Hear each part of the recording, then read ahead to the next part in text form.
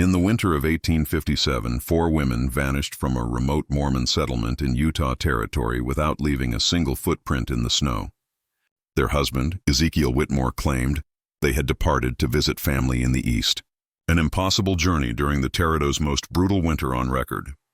For over 60 years, the Church of Jesus Christ of Latter-day Saints kept the incident classified in their private archives until construction workers building a new meeting house in 1920 made a discovery that would force church leaders to confront the darkest chapter in their early Utah history. What they found buried beneath the chapel's foundation would challenge everything the community believed about faith, family, and the price of building Zion in the wilderness. Before we continue with the story of Ezekiel Whitmore and the winter that changed everything, this channel isn't for everyone, only for those brave enough to uncover the mysteries that history tried to bury. If you're ready to hear stories that will make you question what really happened in America's past, hit that subscribe button and ring the notification bell, and tell me in the comments, what state are you listening from? Are you brave enough to hear the truth about the early Mormon settlements? Let's find out together. The discovery in 1920 would prove that some secrets are too terrible to stay buried forever. The Utah Territory of 1847 was a land of impossible dreams and crushing realities. When Brigham Young first gazed upon the Salt Lake Valley and declared, "This is the place," he was looking at thousands of square miles of alkaline desert bracketed by mountains that would trap his people in complete isolation for months at a time. Yet for the Mormon pioneers, this desolation was providence, a promised land where they could practice their faith without the persecution that had driven them from Missouri, Illinois, and every other place they'd tried to call home. Ezekiel Whitmore arrived in the valley during the second wave of Mormon migration in late September 1847. Unlike the advance company that had accompanied Brigham Young, Whitmore's group faced the approaching winter with insufficient supplies and inadequate shelter. He was 34 years old, a skilled carpenter from Vermont, who had converted to Mormonism in 1843 after hearing Joseph Smith speak in Nauvoo. What set Whitmore apart from most of his fellow pioneers was his family situation.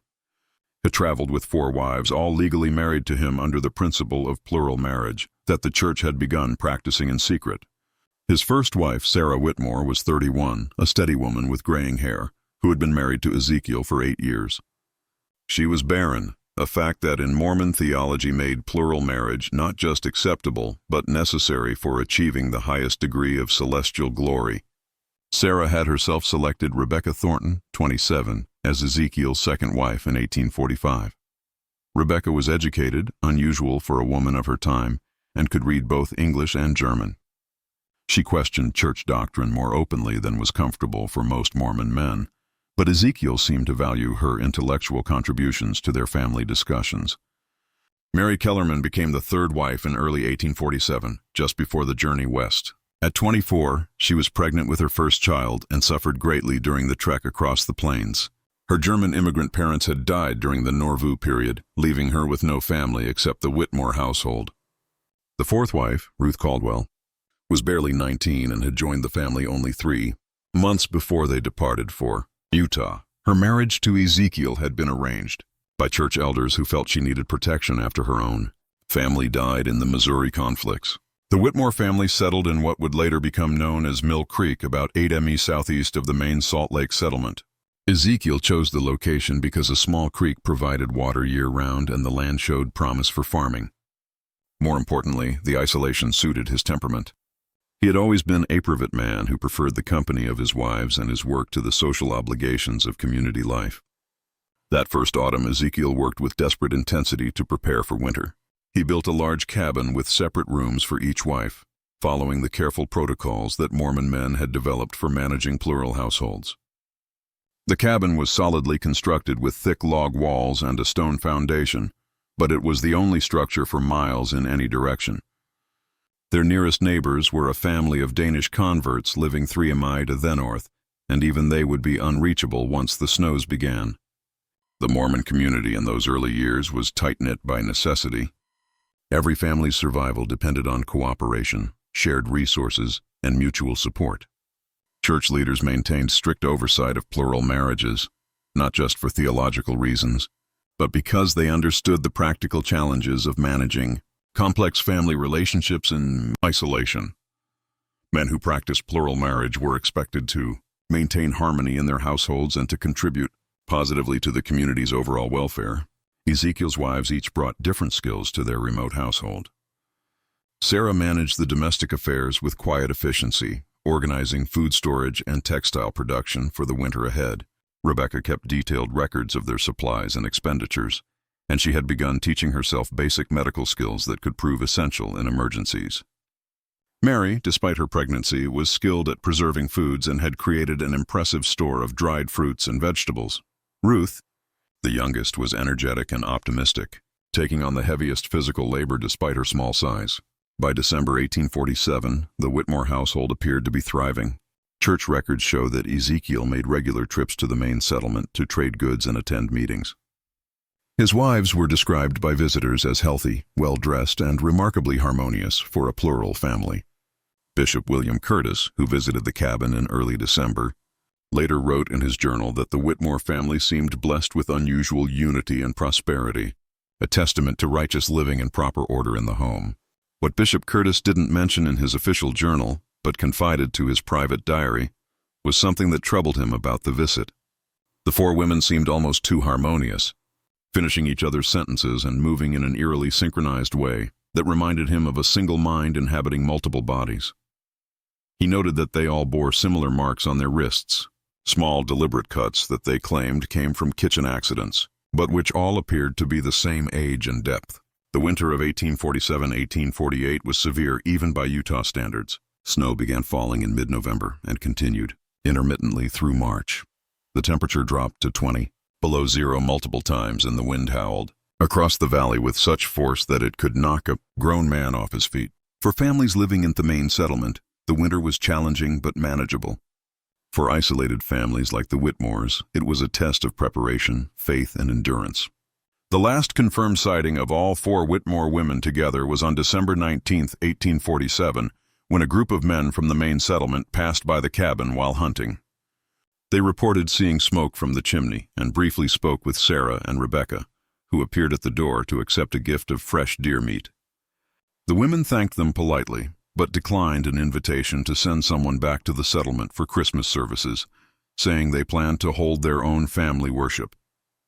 What happened next would puzzle investigators for decades and create the most persistent mystery in early Mormon Utah history. The first sign that something was wrong came on January 8, 1848, when Ezekiel Whitmore appeared at the main settlement asking to speak privately with Bishop Curtis. Those who saw him that day described a man who appeared to have aged years in just 3 weeks. His clothes were disheveled, his beard unkempt, and his eyes held what one witness called the look of a man who had seen too much. In the privacy of the bishop's cabin, Ezekiel explained that his wife Sarah had received a revelation directing her to travel east to care for her sick sister in Missouri. He said she'd felt the calling so strongly that she couldn't wait for spring and had departed with a small group of travelers who had passed through their area. Bishop Curtis was immediately suspicious. No travelers would attempt the eastward journey in the middle of winter, and Sarah had never mentioned having a sister in Missouri. When the bishop pressed for details, Ezekiel's story began to shift. First, he said the travelers were missionaries returning east. Then he claimed they were mountain men who knew secret winter routes. His hands trembled as he spoke, and he kept glancing toward the door as if expecting someone to enter. Most disturbing Washi's insistence that the bishop shouldn't visit the cabin to check on the remaining wives, claiming they were observing a period of spiritual purification that required complete isolation. Bishop Curtis made notes of the conversation in his official journal, but his private diary reveals his growing alarm. He wrote, "Brother Whitmore speaks of revelations, but I fear he may be concealing something far more earthly and terrible. His manner suggests guilt rather than grief, and his explanations contradict both reason and the season." 3 weeks later, on January 30th, Ezekiel returned to the settlement with an even more disturbing report. Rebecca, he claimed, had also received a calling to travel east, this time to serve as a teacher in a mission school. She had departed with another group of travelers, taking only essential supplies. The bishop demanded to know what travelers could possibly be moving through Utah territory in February, and Ezekiel's response was rambling and incoherent, filled with references to God's mysterious ways and trials of faith. This time, Bishop Curtis insisted on visiting the cabin to speak with their remaining wives. Ezekiel became agitated, claiming that Mary and Ruth were too ill to receive visitors suffering from a fever that could be contagious. He promised to bring them to the settlement as soon as they recovered. But the bishop's suspicions had grown too strong to ignore. On February 3rd, Bishop Curtis organized a group of 5 men to visit the Whitmore cabin. The journey through the snow-covered hills was treacherous, taking most of the day despite the relatively short distance. When they arrived at the cabin, they found Ezekiel alone, sitting by a fire that seemed insufficient to heat the large structure. He greeted them with nervous courtesy, but his explanations about his wife's whereabouts had changed again. Now he claimed that Mary and Ruth had both recovered from their illness and decided to join Sarah and Rebecca in the east. He said they had departed just 2 days earlier, traveling with a group of trappers who had promised to escort them safely to civilization. The bishop asked to see the women's personal belongings, and Ezekiel showed them several rooms that appeared to have been hastily cleared out. Clothing, books, and personal items were gone. But the bishop noticed that heavy items like furniture and cooking implements remained, unusual for women making a permanent departure. More troubling were the signs of recent digging behind the cabin. Ezekiel explained that he had been working on an expansion of the root cellar, preparing for the next winter, but the ground was frozen solid, and the amount of disturbed earth seemed far greater than necessary for a simple food storage area. When one of the men commented on the difficulty of digging in frozen ground, Ezekiel's response was sharp and defensive, claiming that God's work requires dedication even in the hardest conditions. The visiting party spent the night in the cabin, and several of them later reported feeling deeply unsettled by the experience. The building was too quiet, they said, with none of the subtle sounds that indicated the presence of women. No rustling of skirts, no soft conversations, no feminine touches in the daily routines. Ezekiel served them a meal that seemed to consist entirely of preserved foods, despite the fact that fresh bread and dairy products should have been available if women had been managing the household recently. Most disturbing was an incident that occurred during the night. Thomas Garrett, one of the visiting men, was awakened by what he described as the sound of weeping, faint but distinct, coming from somewhere beneath the cabin. When he mentioned this to the others in the morning, they dismissed it as wind or settling timber, but Garrett remained convinced that he had heard human voices in distress. The bishop's party departed the next morning with more questions than answers. In his private journal, Bishop Curtis wrote, "I fear that Brother Whitmore may have committed acts that will bring shame upon our people and our faith. The isolation of winter can drive men to desperate measures, and I worry that the pressures of plural marriage may have proven too great for his spirit to bear." However, the bishop faced a difficult decision. The Mormon community was already under scrutiny from the federal government, and rumors of violence or impropriety could bring unwanted attention from authorities. The principle of plural marriage itself was controversial, and any scandal involving a polygamous family could be used to justify government intervention in church affairs. After consulting with other church leaders, Bishop Curtis decided to continue monitoring this situation quietly, while hoping that the spring would bring some resolution to the mystery. Throughout the remaining winter months, Ezekiel made regular appearances at the settlement, always alone and increasingly gaunt. He claimed to be in regular correspondence with his wives, receiving letters that confirmed their safe arrival in the East and their happiness in their new circumstances. But he could never produce these letters, claiming they were too personal to share, or that he had accidentally destroyed them in the fire. Members of the community began to whisper among themselves. Some believed that Ezekiel had indeed sent his wives away, perhaps because he could no longer support them, or because the isolation had created unbearable tensions in the household. Others suspected something far more sinister, pointing to his erratic behavior and the inconsistencies in his stories.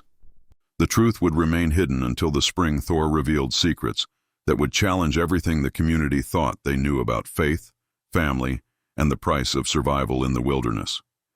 When the snows melted in April 1848, Bishop Curtis finally had the opportunity to conduct a thorough investigation of the Whitmore property. What he discovered there would haunt him for the rest of his life and create a mystery that would persist for over 70 years. The cabin itself appeared to have been abandoned for weeks. A thick layer of dust covered the furniture, and the rooms that had supposedly belonged to The four wives showed signs of hasty cleaning rather than normal departure. More significantly, the bishop found several items that contradicted Ezekiel's claims about his wife's voluntary departure. Rebecca's most treasured possession, a leather-bound journal in which she had recorded her thoughts and observations since joining the family, was hidden beneath a loose floorboard in what had been her room. The final entry, dated December 20th, 1847, was written in a shaking hand and contained a single cryptic sentence. He says, "We must all make the ultimate sacrifice for the sake of the eternal family, but I fear his revelations come from a darker source than heaven." Behind the cabin, the area that Ezekiel had claimed to be excavating for root cellar expansion told a different story. The disturbed earth covered a much larger area than necessary for food storage, and the digging appeared to have been done in stages over several weeks. Most disturbing was what the bishop found partially buried in the loosened soil. Fragments of fabric that matched descriptions of clothing worn by the four wives, along with personal items including a wedding ring that Sarah had worn since her marriage to Ezekiel. The bishop also discovered evidence of what appeared to be some kind of ritual activity. In a cleared area near the digging site, he found the remains of multiple fires arranged in a specific pattern that seemed deliberate rather than practical. Mixed with the ashes were burned fragments of paper that appeared to be pages from religious texts, though not from any standard Mormon publications.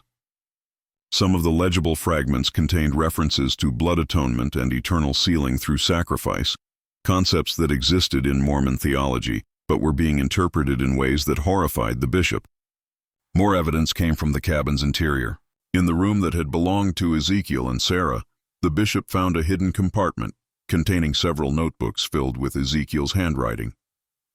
The entries documented his growing obsession with what he called the principle of ultimate consecration, a belief that God required the faithful to surrender everything, including life itself, to achieve the highest degree of celestial glory.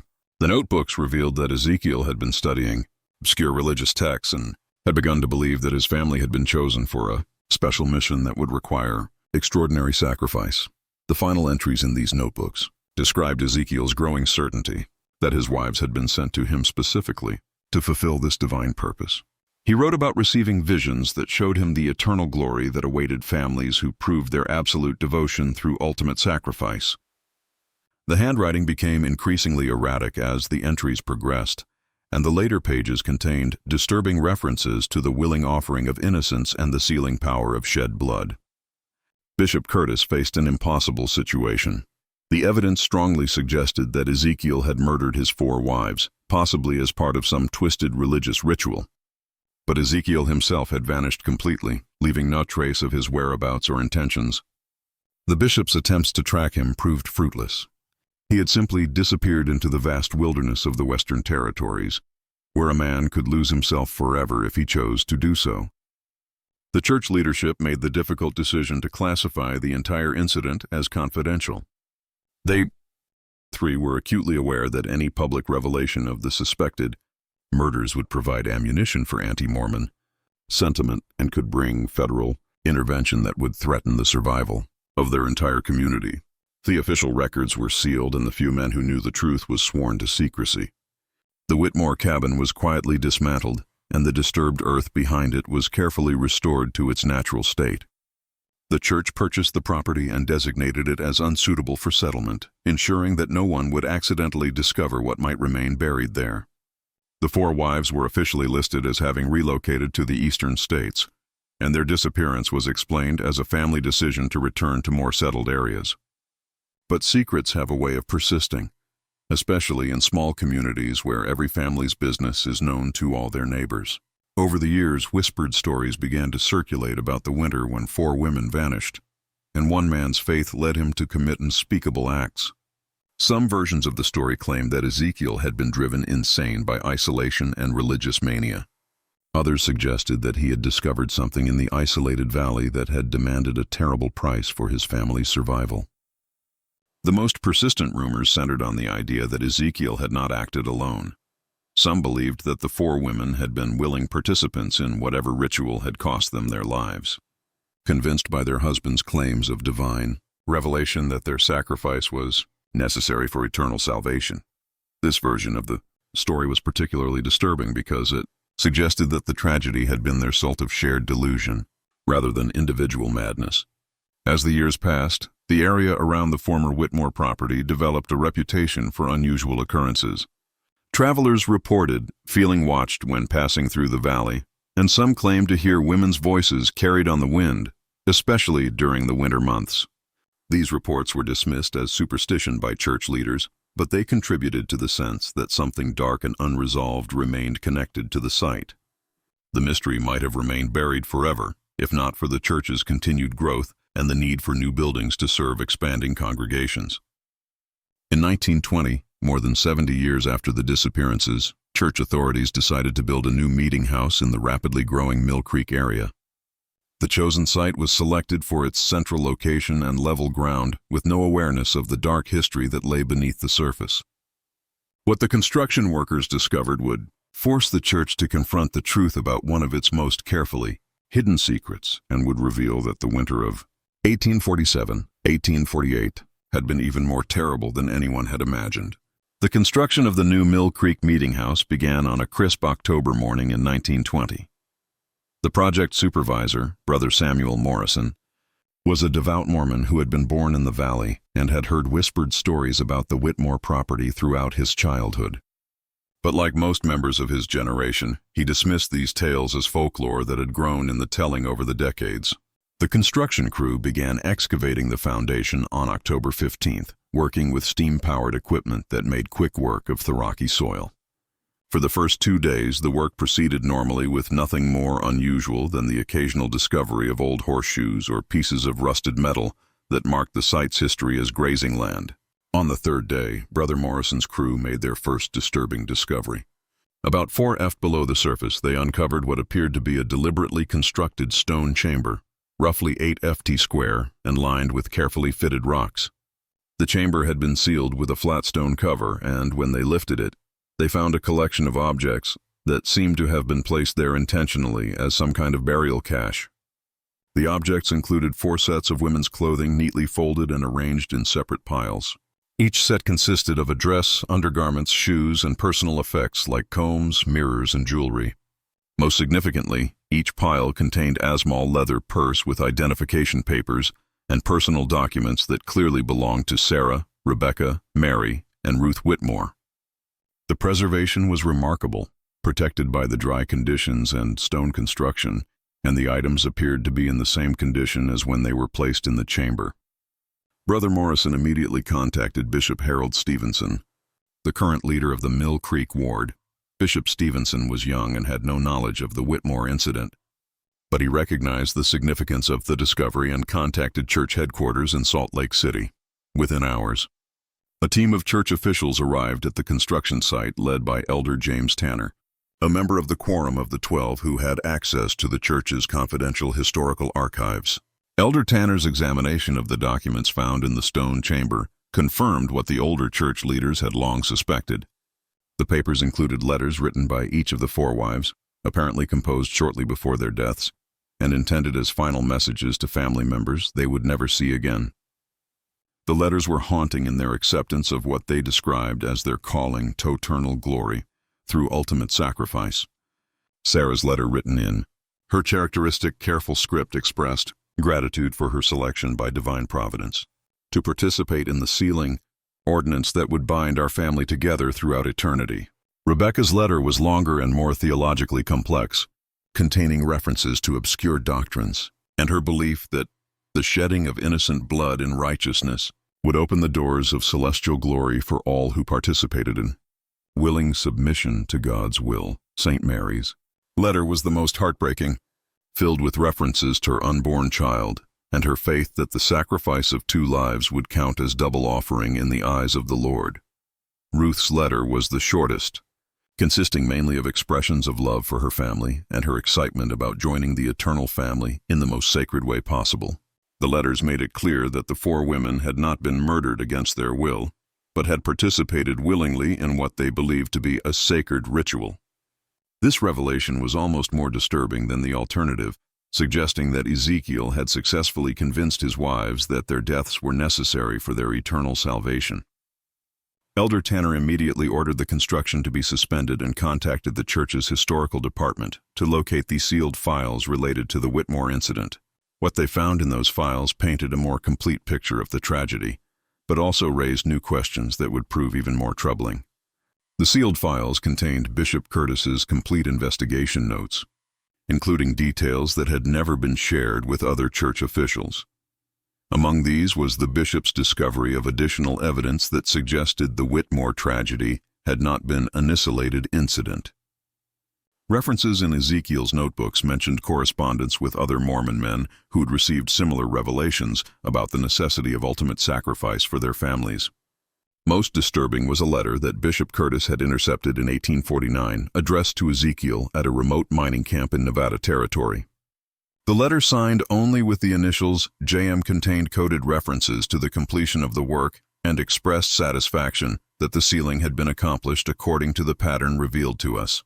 The letter also mentioned that the others who received the same calling had fulfilled their obligations with equal faith and devotion. This evidence suggested that Ezekiel had not acted alone, but had been part of some kind of secret group within the early Mormon community that had developed extreme interpretations of church doctrine. The group apparently believed that the ultimate expression of faith required the sacrifice of family members, and that such sacrifices would guarantee exaltation in the celestial kingdom. Elder Tanner's team began a careful review of early church records, looking for other unexplained disappearances or unusual incidents that might be connected to this secret group. What they found was a pattern of missing persons cases and unexplained family tragedies that had been scattered across the early Mormon settlements, but had never been connected to each other. Between 1847 and 1855, at least 12 Mormon families had reported the disappearance of family members under circumstances similar to the Whitmore case. In each instance, the missing persons were reported to have departed for the East or received callings to serve missions in distant locations. In most cases, the reports were made by male family members who claimed to have received revelations directing them to allow their wives or children to leave for spiritual purposes. The pattern was subtle enough that it had never been detected by church authorities at the time, but viewed together, the cases suggested a coordinated effort by a secret group to carry out what they believed to be sacred killings. The victims were predominantly women and children, and the perpetrators were men who had been noted for their exceptional devotion to church doctrine and their leadership roles in their local communities. Most chilling was the discovery that several of the men involved in these disappearances had maintained correspondence with each other, sharing theological justifications for their actions and encouraging each other in their divine calling. The letters revealed that the group had developed an elaborate theological framework for their beliefs, drawing on obscure passages from Mormon scripture and early church teachings to justify their actions. The group apparently believed that the practice of plural marriage was only the beginning of a higher law that would ultimately require the sacrifice of family members to achieve complete consecration to God. They saw themselves as pioneers of a more advanced form of religious devotion that would eventually be revealed to all faithful Mormons as the ultimate requirement for celestial glory. As Elder Tanner's investigation continued, the scope of the conspiracy became increasingly clear. The secret group appeared to have included prominent church members from across the Utah Territory, including some who had held significant leadership positions. The group had operated with careful coordination, sharing information about their activities and providing mutual support for their beliefs. The investigation also revealed that the group had eventually been detected by church authorities in the mid-1850s, leading to a secret purge that had removed suspected members from leadership positions and forced others to flee the territory. The church's official records made no mention of these actions, which had been carried out quietly to avoid creating scandal or providing ammunition for anti-Mormon critics. But the discovery of the stone chamber at the Mill Creek construction site proved that the group's activities had been far more extensive than church leaders had realized at the time. The careful preservation of the victims' belongings suggested that the perpetrators had viewed their actions as sacred ordinances that required proper documentation and remembrance. The question that haunted Elder Tanner and his team was whether the group had been completely eliminated in the 1850s, or whether some members had escaped detection and continued their activities in remote areas of the Western Territories. The evidence suggested that the conspiracy had been larger and more organized than anyone had imagined, with implications that extended far beyond the tragic fate of the 4 Whitmore women. The investigation would soon reveal that the stone chamber was only the beginning of what lay buried beneath the Mill Creek construction site, and that the winter of 1847 to 1848 had been even more terrible than the darkest rumors had suggested. As Elder Tanner's team expanded their excavation of the Mill Creek site, they made increasingly disturbing discoveries that suggested the Whitmore tragedy was far more complex than a single family's descent into religious madness. The stone chamber containing the women's belongings was only the first layer of a carefully constructed burial site that had been designed to preserve evidence of what the perpetrators clearly viewed as sacred acts. Beneath the stone chamber, the excavation revealed a second level of construction, a larger underground space that had been carved directly into the bedrock and lined with carefully fitted stones. This chamber was approximately 12 ft square and 6 ft deep, with drainage channels that had kept it dry for over 70 years. The walls were covered with carved symbols that combined traditional Mormon imagery with elements that seemed to draw from other religious traditions. The most prominent symbol was a modified version of the Mormon temple square and compass, but surrounded by imagery that included Egyptian hieroglyphs, Masonic symbols, and what appeared to be representations of ancient sacrifice rituals. The carvings were sophisticated and deliberate, suggesting that whoever had created them possessed considerable knowledge of religious symbolism and had spent significant time planning the chamber's construction. In the center of the chamber, the team found what appeared to be a stone altar, roughly hewn from local granite and stained with what laboratory analysis would later confirm to be human blood. The altar was surrounded by 4 smaller stone platforms, each bearing carved inscriptions that included the names Sarah, Rebecca, Mary, and Ruth, along with dates corresponding to the winter months of 1847-1848. The inscriptions also included theological passages that had been carved in careful script, drawing from Mormon scripture, but interpreted in ways that justified the taking of human life for religious purposes. One passage carved above the central altar read, "Greater love hath no man than this, that a man lay down his life for his friends, and greater still is the love that lays down the lives of the beloved for the glory of God, and the sealing of eternal families." But the most shocking discovery came when the team excavated beneath the stone platforms. Each platform concealed a carefully prepared burial site containing human remains that had been preserved through deliberate mummification techniques. The bodies of the 4 women had been prepared with materials and methods that suggested extensive knowledge of preservation practices, possibly derived from early Mormon interest in Egyptian culture and practices. The condition of the remains allowed for detailed examination that revealed the manner of death. Each woman had died from a single precise wound to the heart inflicted with what appeared to be a ceremonial blade. The wounds were identical in location and depth, suggesting that the killings had been carried out with practiced skill and according to a predetermined ritual pattern. More disturbing was evidence that the women had been dressed in special ceremonial garments before their deaths. Elaborate white robes that had been decorated with religious symbols and personal items that held spiritual significance. The garments appeared to have been specially prepared for the ritual with careful attention to detail that suggested the perpetrators had viewed the killings as sacred ordinances requiring proper ceremonial preparation. The discovery of these ritual preparations forced Elder Tanner's team to confront the possibility that the Whitmore women had not only consented to their deaths, but had actively participated in elaborate religious ceremonies that they believed would guarantee their eternal salvation. The evidence suggested that the killings had been carried out over several weeks, with each death forming part of a larger ritual cycle that had been carefully planned and executed. Additional evidence found in the chamber included detailed records of the ritual proceedings carved into stone tablets that had been placed in niches around the walls. These records provided a horrifying minute-by-minute account of the ceremonies, including the women's final words and their expressions of faith and gratitude for their selection for eternal glory. The tablets also contained references to the great work that was being carried out by the secret group and to the pattern revealed from on high that guided their actions. The records made it clear that the Whitmore killings were part of a larger plan that involved multiple families and was intended to demonstrate the ultimate degree of faith and devotion required for celestial glory. Most chilling was the discovery that the ritual chamber had been designed for repeated use. The drainage systems, preservation techniques, and careful construction suggested that the site had been intended to serve as a permanent location for similar ceremonies. The chamber contained preparation areas for multiple victims and storage spaces for ritual implements and ceremonial garments. The investigation team also found evidence that the chamber had indeed been used for additional victims beyond the 4 Whitmore women. Carved records indicated that at least 8 other individuals had been sealed in the chamber between 1848 and 1855, including members of 3 other families that had been reported missing during the early years of Mormon settlement in Utah. The scope of the conspiracy was becoming clear. The secret group had operated for nearly a decade, carrying out ritual killings that they believed were necessary for achieving the highest degree of religious devotion. The group had developed elaborate theological justifications for their actions and had created permanent facilities for conducting their ceremonies. Elder Tanner's team faced a crisis that threatened to expose the darkest chapter in Mormon history.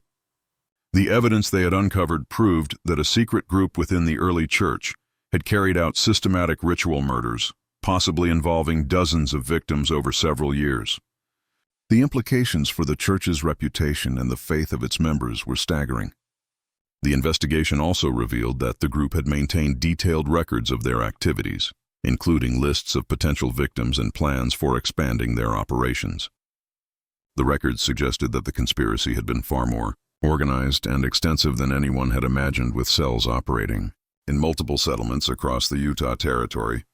Most disturbing was evidence that some members of the secret group had held positions of authority within the church hierarchy, using their access to confidential information to identify potential victims and to cover up their crimes.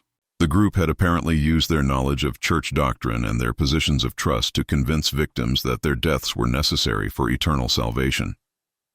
The investigation team realized that they were uncovering not just a series of isolated crimes, but evidence of a systematic conspiracy that had operated within the highest levels of the early Mormon Church. The implications were so serious that Elder Tanner immediately contacted the church's first presidency to report his findings and to request guidance on how to proceed. The decision that would be made in the coming days would determine whether the truth about the Whitmore tragedy and the larger conspiracy would ever be revealed to the public, or whether it would be buried once again to protect the church from scandal and persecution. But as Elder Tanner's team continued their excavation, they began to suspect that the underground chamber held even more terrible secrets that would make the choice between truth and concealment even more difficult. The final phase of Elder Tanner's investigation began when his team discovered a hidden passage leading from the main ritual chamber to an even deeper level of construction. The passage was narrow and had been carefully concealed behind a false wall, suggesting that it led to the most secret part of the underground complex. What they found in this deeper chamber would reveal the true scope of the conspiracy and the identity of its leadership. The deeper chamber was smaller than the ritual space above, but it had been constructed with even greater care and attention to detail. The walls were lined with carefully fitted stones that had been carved with intricate religious symbols, and the ceiling was supported by precisely cut archways that demonstrated advanced engineering knowledge. This was clearly the inner sanctum of the secret group, the place where their most important meetings and ceremonies had been conducted. In the center of the chamber, the team found a stone table that had been carved with extraordinary precision. The table's surface was covered with detailed maps of the Utah Territory, showing the locations of Mormon settlements and marking specific sites that had been designated for the group's activities. The maps included detailed notes about the families living in each settlement, with particular attention to households that might provide suitable victims for their rituals. The most shocking discovery was a series of stone tablets that contained the complete theological framework developed by the secret group to justify their actions.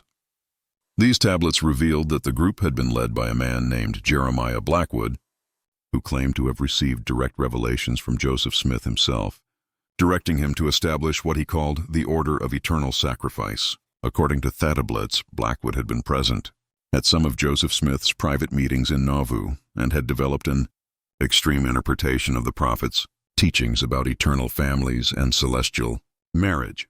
Blackwood believed that the ultimate test of faith required families to demonstrate their willingness to sacrifice everything, including life itself, to prove their devotion to God and to secure their eternal exaltation. The tablets contained detailed instructions for identifying suitable families for participation in the order's rituals. The criteria included strong faith, isolated living situations, and family structures that would not be immediately missed by the broader community. Polygamous families were particularly targeted because their complex relationships and frequent travel made disappearances easier to explain and conceal. Ezekiel Whitmore had been recruited into the order during the winter of 1846-1847 while the Mormon community was preparing for their exodus to the west.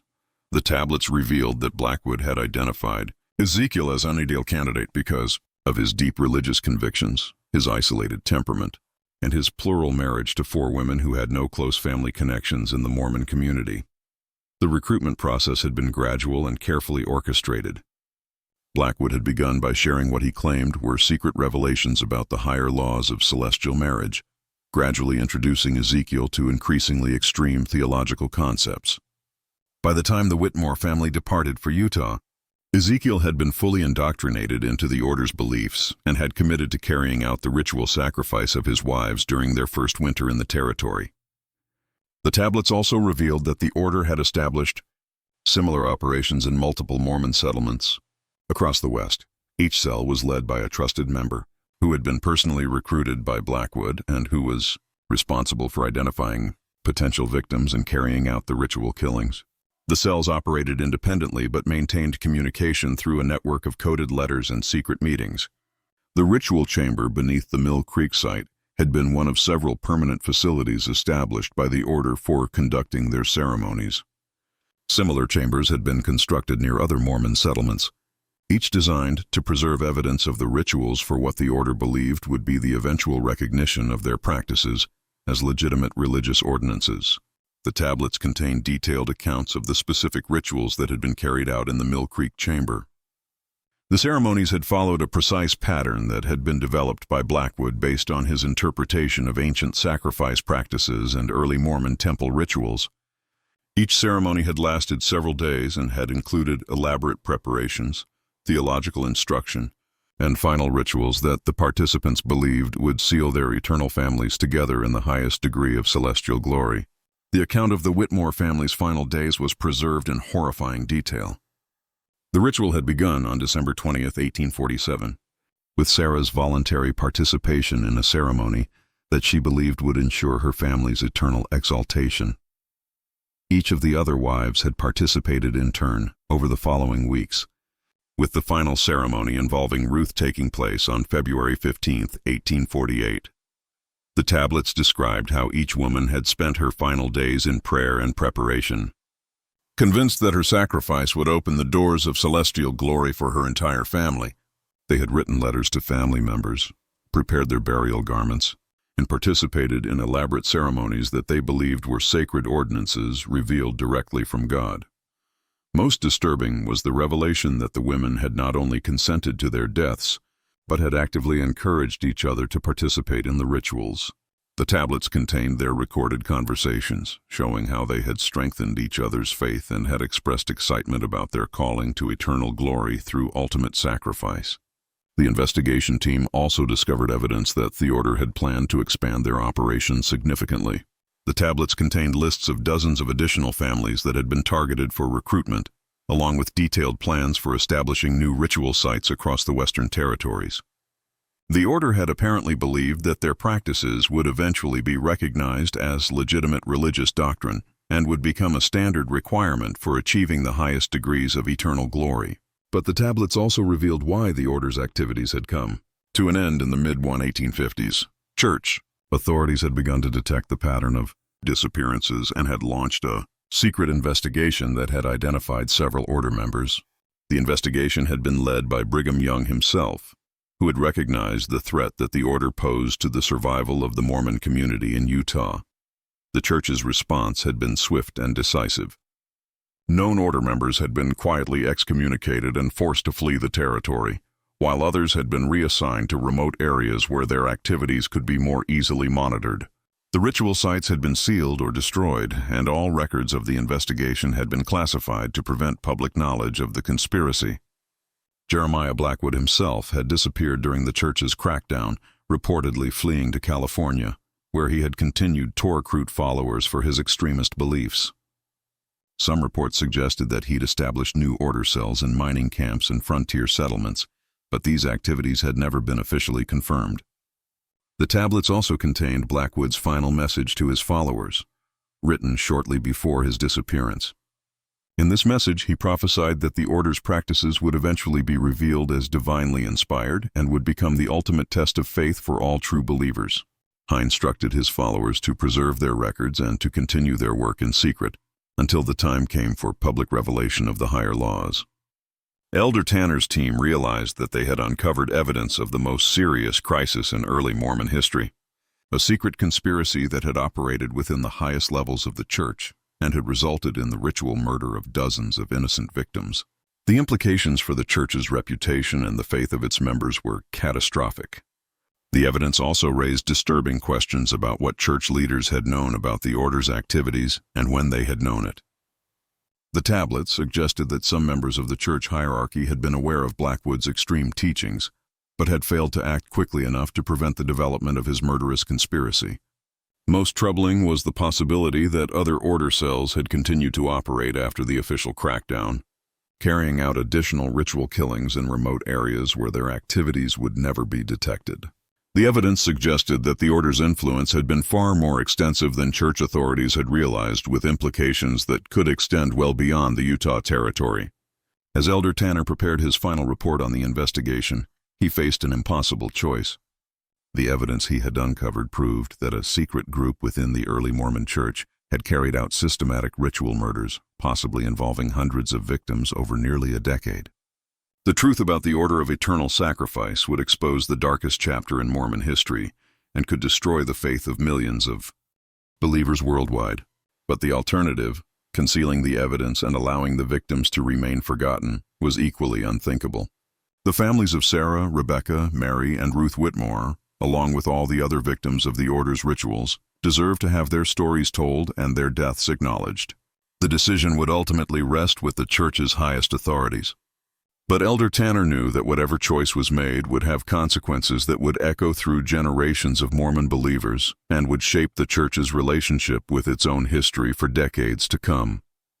The meeting that would determine the fate of Elder Tanner's investigation took place in the First Presidency's private chambers on November 15, 1920. Present were President Haber J. Grant, his counselors, and the most senior members. Of the quorum of the 12 apostles, Elder Tanner presented his findings in a 3-hour session that was later described by one participant as the most sobering and troubling presentation in the history of the Church. The evidence was undeniable. The stone chambers, the preserved remains, the detailed tablets all pointed to a systematic conspiracy that had operated within the early Mormon community and had resulted in the deaths of dozens of innocent victims. The Order of Eternal Sacrifice had been real, and its influence had been far more extensive than anyone had imagined. President Grant's response was measured but decisive.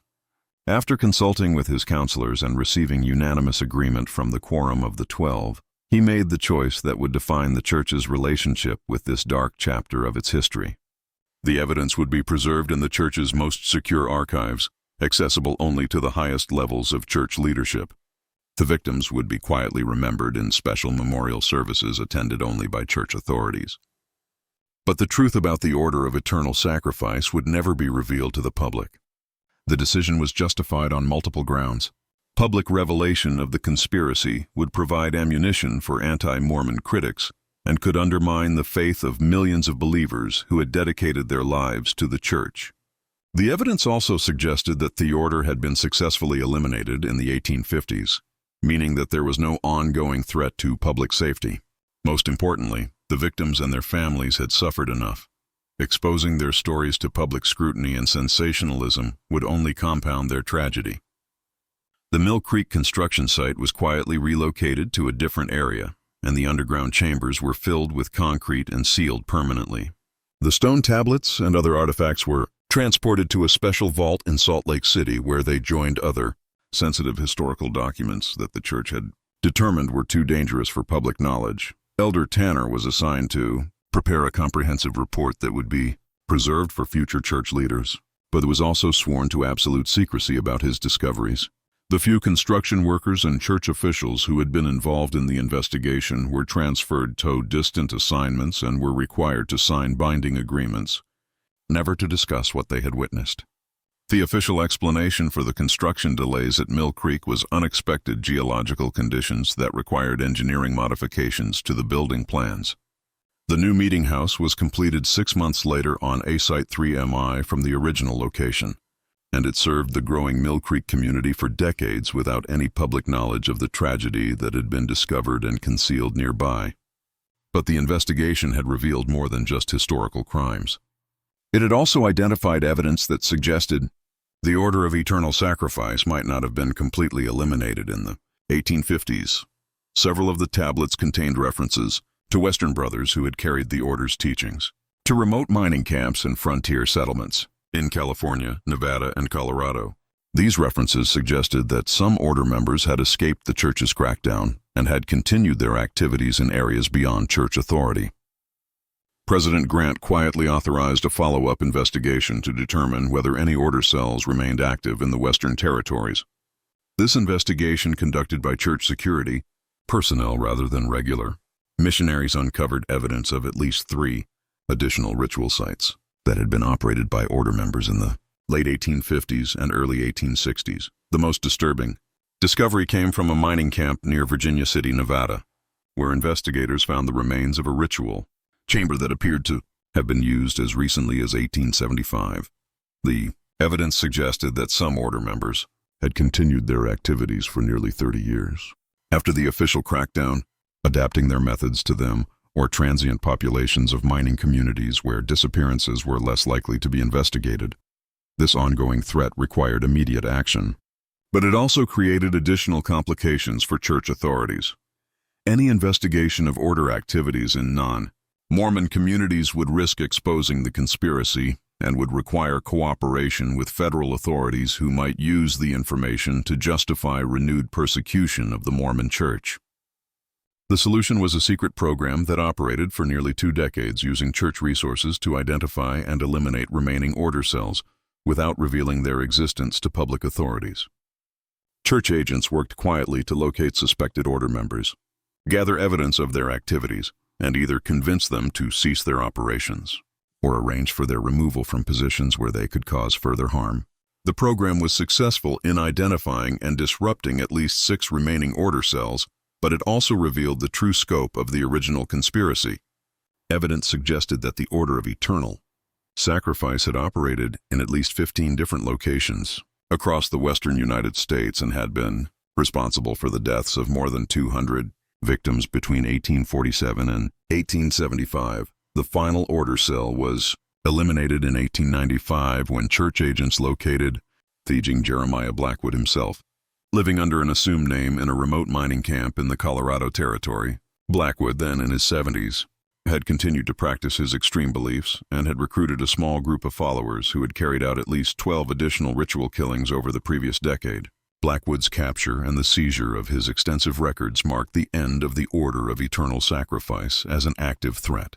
But it also provided church authorities with the complete picture of the conspiracy for the first time.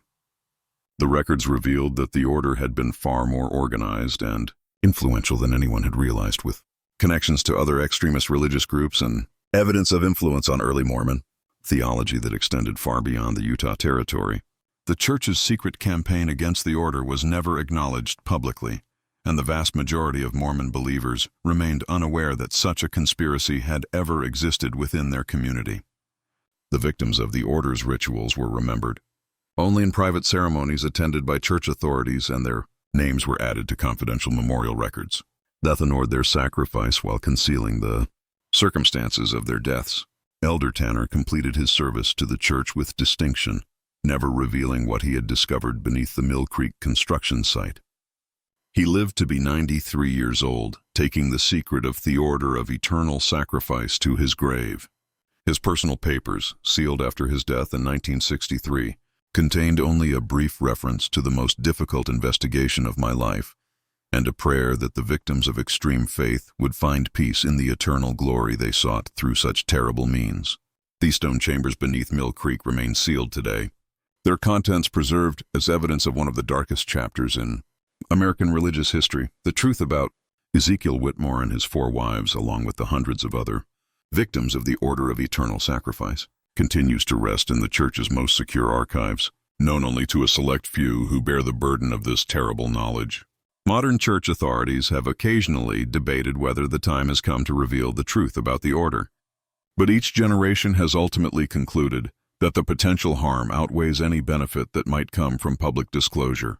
The victims of the order's extreme faith remain officially listed as early pioneers who departed for destinations unknown, their true fate concealed by more than a century of institutional secrecy. The Mill Creek area today is home to thriving suburban communities, shopping centers, and modern churches that serve thousands of faithful Mormon families. Few residents know that their neighborhood was once the site of ritual chambers where dozens of innocent people died in pursuit of eternal glory. The truth about the winter of 1847-1848, when 4 women vanished without leaving footprints in the snow, remains one of the most carefully guarded secrets in Mormon history. Whether that secret will ever be revealed or whether it will remain buried forever beneath the weight of institutional protection and the passage of time is a question that only future generations of church leaders will be able to answer.